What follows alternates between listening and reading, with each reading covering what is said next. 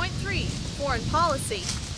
Arguably, the most important job of the president is as commander-in-chief. In these extremely dangerous times amidst a rocky and unpredictable international scene, do we really want to elect someone who has absolutely no experience in foreign policy matters? When Russia invaded the sovereign democratic country of Georgia, Obama's first statement created a moral equivalency between the democratic country of Georgia and Russia. He stated that, "I strongly condemn the outbreak of violence in Georgia and urge an immediate end to armed conflict. Now is the time for Georgia and Russia to show restraint and to avoid an escalation to full-scale war." Russia invaded Georgia. Fact. His second statement related to the UN Security Council. Failing to realize that Russia had veto power within the Council, he stated, "We should continue to push for United Nations Security Council resolution calling for an immediate end to violence." When asked, "Would you be willing to meet separately without precondition during the first year of your administration in Washington or anywhere else with the leaders of Iran, Syria, Venezuela, Cuba, and North Korea in order to bridge the gap that divides our countries?" Obama said, "I would."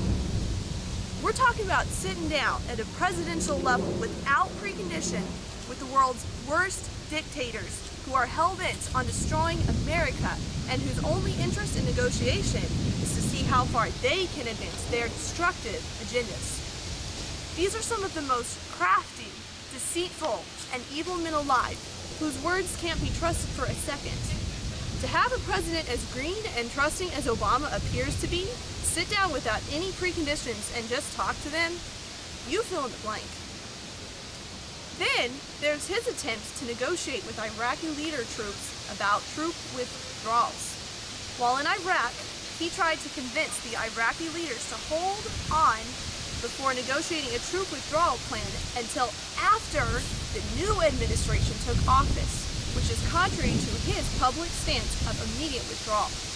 This is a direct attempt by a presidential candidate at undermining negotiation between two duly elected sovereign governing entities to presumably advance his own ends when he takes office by being able to personally claim victory and bring the troops home.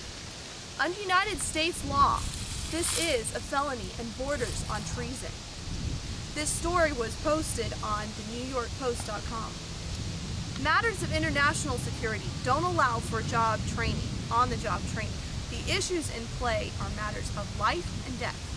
We need someone with the sound judgment, experience, and grit to handle the international community and who puts country before self.